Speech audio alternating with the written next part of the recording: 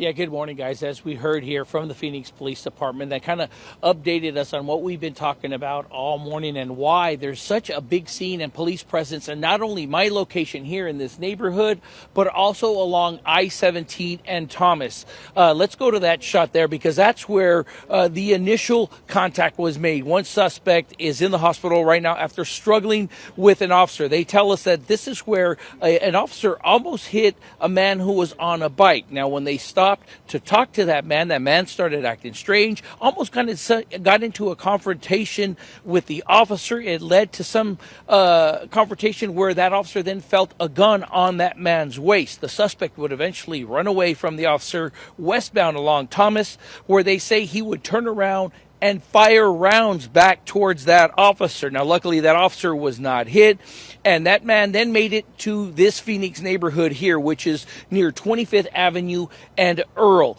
But where they caught up with the man was in the alleyway on a street called Avenal. The suspect would reach for his waist after not listening to commands, and that's when they tell us the officer-involved shooting occurred. Now, that man was taken to a local hospital, they tell us, with non-life-threatening injuries. Now, the good news out of all this, no officers were injured during this shooting as they continue to investigate not one, but two scenes, Gina. Now, here's the thing is also when they talk about the two scenes that they're trying to cover out here, they are hoping that they don't have to close down I-17. And the reason why is after that man or the suspect fired his weapon, some of the casings they were looking for may be along I-17, or they were hoping it didn't hit any of the homes in that area as well. So they're going to be out here for still a few hours as they process the scene. It may cause those problems. I know Thomas has been closed down from 27th to I-17 all morning long.